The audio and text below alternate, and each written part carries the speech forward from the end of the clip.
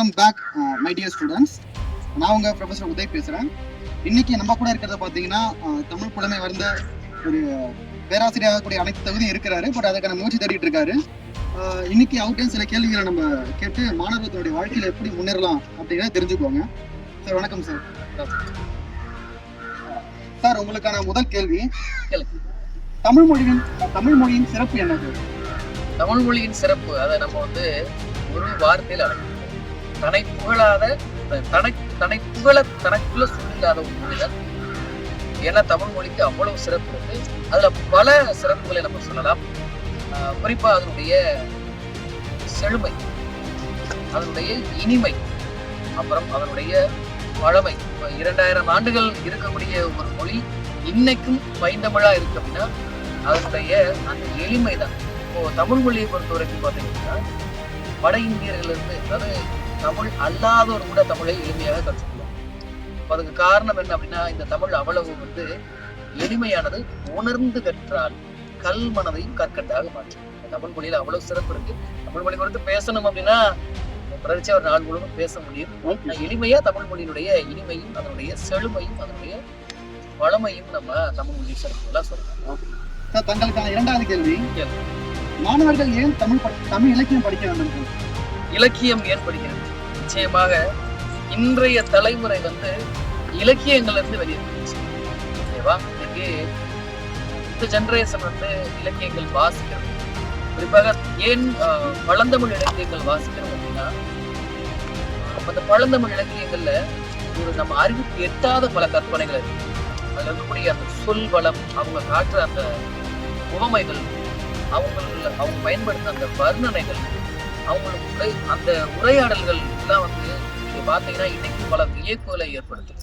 இப்ப குறுந்தொடர்புடைய பல பாடல்களாக இருக்கட்டும், அல்லது ஐங்குறுநூறுடைய பாடல்களாக இருக்கட்டும், கலித்தொகை பாடல்களாக இருக்கட்டும், அதனுடைய அந்த கருத்துக்களை இன்னைக்கு நீங்க எடுத்து பாத்தீங்கன்னா இந்த தமிழ் சமூகம் இப்படி ஒரு வாழ்வை வாழ்ந்தாங்களா அப்படின்றது மாதிரி நமக்கு தோணும். அப்போ இலக்கியங்களும் இன்னும் சுருக்கமா சொன்னோம் அப்படின்னா, இலக்கியங்களை நம்ம வாசிக்கும் போதுதான் நமக்கு கற்பனை திறன்களும் நமக்கு தமிழ் மீது இன்னும் ஆர்வம் ஏற்படுறதுக்கு காரணமா இருக்கு. மூன்றாவது கேள்வி, நல்ல பேச்சு திறனை வளர்க்க நாம் என்ன செய்ய வேண்டும்? நல்ல கேள்வி இது. சித்திரமும் கைப்பழக்கம், செந்தமிழும் நாப்பழக்கம். அப்போ நீங்க எவ்வளவு ரெகுலரா பிராக்டிஸ் பண்ணி படம் வரையறீங்களோ அந்த அளவுக்கு சிறந்த படங்கள் வர ஆரம்பிச்சும். அதே போல பேசணும், தொடர்ச்சியாக நீங்க பேசணும். நீங்க தொடர்ச்சியா பேசுறதோட மட்டுமல்லாம சில சிறந்த முன்னணி பேச்சாளர்கள் இருப்பாங்க. அவங்களுடைய அந்த காணொலிகளை நம்ம பார்க்கணும். இதுவரைக்கும் நேரடியான பயிலரங்களுக்கு அது போறது வாய்ப்போ, அல்லது ஏற்ற இறக்கங்களோடு இருக்கக்கூடிய சில உணர்ச்சி மிகு பேச்சாளர்களுடைய பேச்சுகள் நம்ம பார்க்கணும். அதை பார்க்கும் பொழுது நமக்கு என்ன தோணுன்னா, இயற்கையிலேயே அந்த பேச்சுல நம்ம சொல்லுடைய ஆங்கிலத்துல அட்மையர் ஆகுது இல்லையா, அந்த மாதிரி சில பேச்சுகள் நமக்கு ஒரு பயங்கரமான ஈர்ப்பை கொடுக்கும். அப்போ நாமளும் என்ன பண்ணணும் அப்படின்னா, அது மாதிரியான பேச்சுக்களை அதிகமா கேட்கணும். நம்ம அது மாதிரி பேசி நாமளும் என்ன பண்ணணும் அப்படின்னா, முதல் தனிமையில இருக்கும் பொழுது நாமளே உணர்ச்சி பங்க உரையாற்றணும். நாமளே பேசிக்கணும். ரெண்டாவது ரொம்ப ரொம்ப முக்கியம், பேசுறதுக்கு எந்த இடத்துல கூச்சப்படணும். பேச்சு பல இடங்கள்ல பலவிதமான மாற்றங்களை ஏற்படும். அதனால பேச்சு திறனை ஒவ்வொருத்தரும் வளர்த்துக்கணும். பேச்சு திறமையும் ஒரு வகையான மாற்றம். தங்களுக்கான நான்காவது கேள்வி, போட்டி தேர்வுகளில் தமிழ் எந்த அளவுக்கு முக்கியம்? சரியான கேள்வி. இதெல்லாம் முதல்ல நீங்க இருக்கிறோம். போட்டி தேர்வுக்கு தமிழ் இருந்தாலும் தமிழ் விட்டு கொடுக்க முடியாது. இன்னைக்கு மாணவர்கள் இன்னைக்கு போட்டி தேர்வு அதிகமாக முன்னாடி வேற மாதிரி இப்போ வேற மாதிரி அப்படின்னா, நீங்க குரூப் 4 எக்ஸாம் எழுதினாலும் சரி, குரூப் 2 டெக்னிக்கல் எக்ஸாம் எழுதினாலும் சரி, ஒரு பாயிண்ட் வச்சுட்டேன், செக் பாயிண்ட். தமிழ் எலிஜிபிலிட்டி. நீங்க டிஸ்கிரிப்டிவா நீங்க மெயின்ஸ் எழுதினாலும் சரி, இல்ல அப்ஜெக்டிவ் பேட்டர்ன்ல நீங்க ப்ரிலிம்ஸ் எழுதினாலும் சரி, அங்க தமிழ் அப்படிங்கறது ஒரு தகுதி தேர்வா மாறிடுச்சு. அதுக்கு பல காரணங்கள், நிர்வாக காரணங்கள் இருக்கு.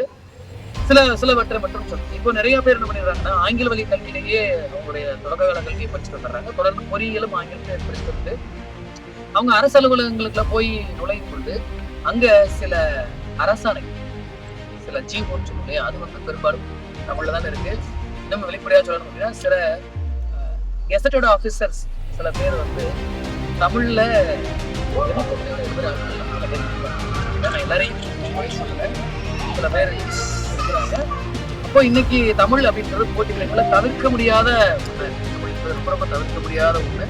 அப்போ நீங்க அடிப்படையிலேயே அது குறைந்தபட்ச தமிழையாவது நீங்க வந்து கற்றுக்கணும்.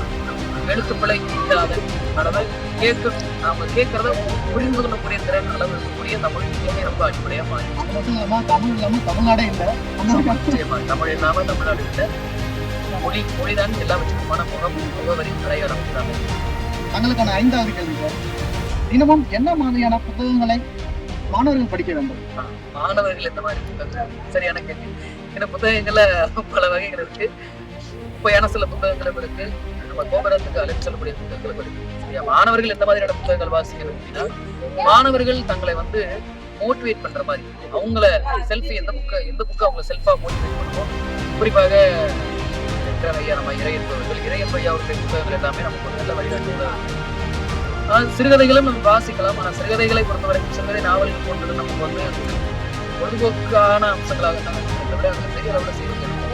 ஆனா நம்ம வந்து அப்டேட் பண்ணிக்கிறது மாதிரியான நம்மளுடைய நிலையை உயர்த்தி கொள்வதற்கான நம்மளுடைய நற்பண்புகளை வளர்க்கிற நம்மளுடைய தலைமை பண்புகளை வளர்க்கிற மாதிரியான புத்தகங்கள், அதிலும் குறிப்பாக ஐயா தலைமை பண்புகள் மைய தலைப்புகள் வாசிப்பது மாணவர்களுக்கு நல்ல ஒரு 2 புத்தகங்களை உதாரணமா போடுங்க. 2 புத்தகம் இல்லையா? ஒன்று வைய தலைமை பண்பு, இந்த 2 புத்தகங்கள் வந்து அப்புறம் என்ன பேச வேண்டும் எப்படி பேச வேண்டும் என்ற இறைவனுடைய புத்தகம் வந்து அது நம்மளுடைய தன்மையை நம்மளுடைய அந்த மாணவ பருவத்தை வந்து இன்னும் செழுமை விட்டுருந்தார். தங்களுக்கான 6வது கேள்விங்க. ஒரு நல்ல மாணவரின் முக்கிய பண்பு என்னவா இருக்கணும்? நல்ல மாணவர் முக்கிய பண்பு சரியான கேள்வி. முதல்ல பணிவு ஒரு மாணவருக்கு ரொம்ப ரொம்ப அவசியம். தான் என்கிற எண்ணம் ஒருபோதும் வரவே கூடாது. குருவை வணங்க பூசி நிற்காதே வள்ளல் பெருமானார் சொல்றாரு.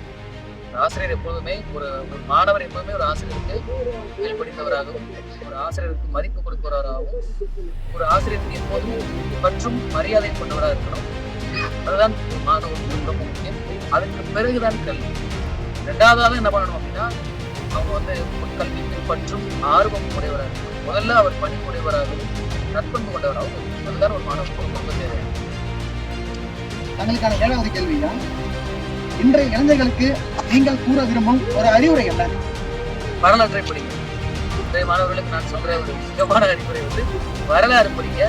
வரலாற்றை மறந்தும் ஒரு மாணவர் வரலாறுல இருந்துதான் நாம் சில விஷயங்களை புத்தகங்கள் நிறைய வாசிங்க, நிறைய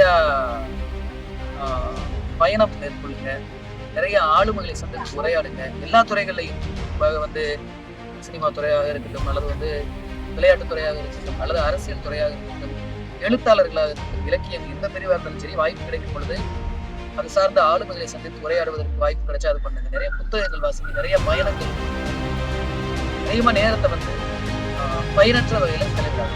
நேரம் நம்மளுடைய ஒவ்வொரு வினாடியும் மக்களுக்கு ரொம்ப பயனுள்ளதாக வாழ்க்கையினுடைய அர்த்தம் தெரியாதவங்க யாருன்னா வாழ்க்கையில ஒரு வினாடியை கூட வீணடிக்கிறவனுக்கு வாழ்க்கையில அர்த்தமே தெரியாது.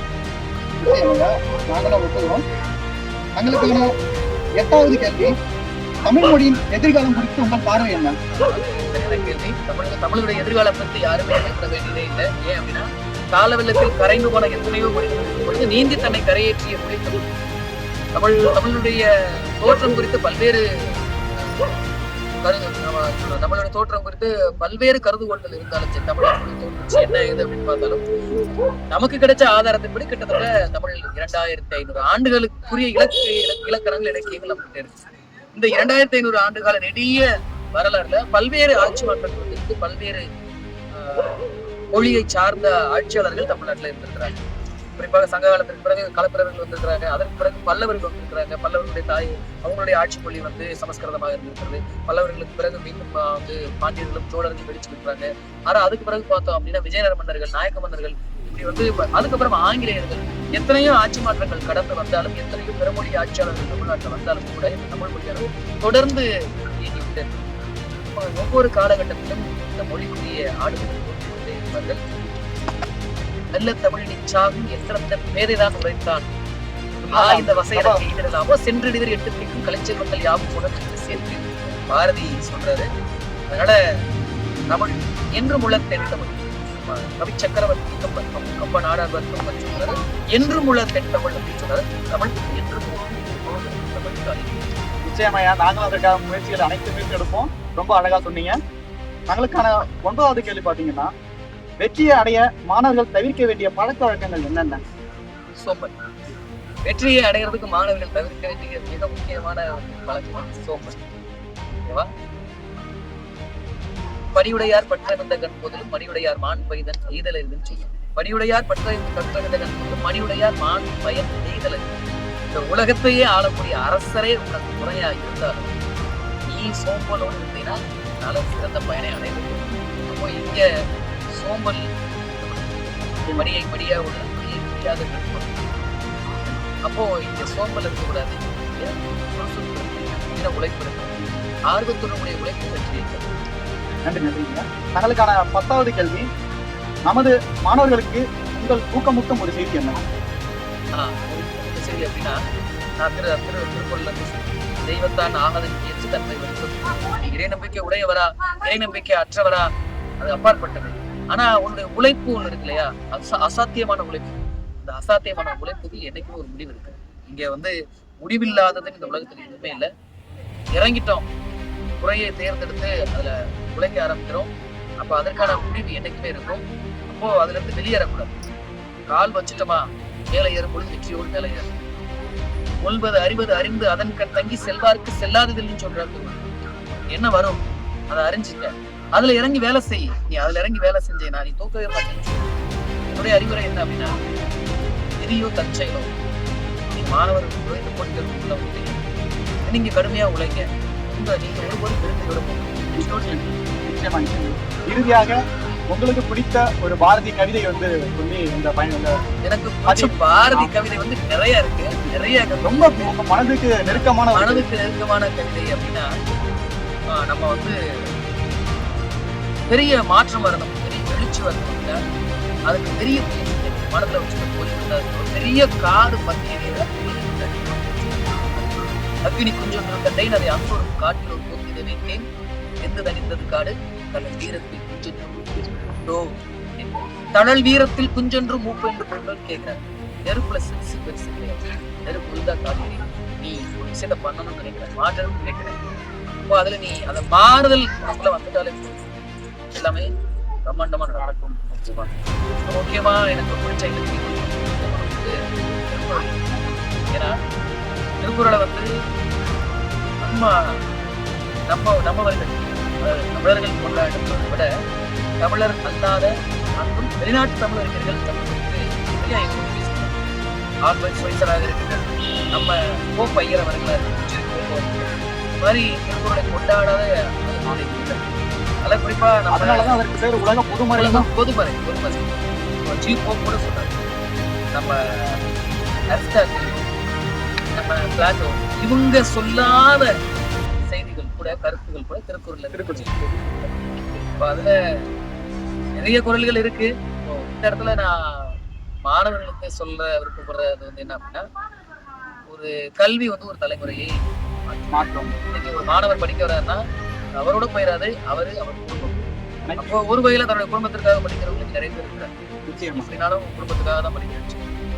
அவங்கள்ட்ட நான் சொல்லுவேன், யாருடைய குடும்பம் வந்து சிறந்த குடும்பமா மாறும். சிறந்த குடும்பம் அப்படின்னா எல்லா வகையிலும், கல்வியில, பொருளாதாரத்தில், ஒழுக்கத்தில், எல்லாத்திலையும் யாருடைய குடும்பம் சிறந்த குடும்பமா மாறும் அப்படின்னா, ஆழ்வினையும் ஆற்ற அறிவும் இனவரத்தையும் கிடையாது. யார்கிட்ட விடாமுயற்சி, யார்கிட்ட சிறந்த அறிவாற்றல். விடாமுயற்சி சிறந்த அறிவாற்றலோடு யார் வந்து முயற்சி செய்யறாங்களோ அவருடைய குடும்பம் சிறந்த குடும்பம். நன்றிங்க ஐயா, ரொம்ப அற்புதமா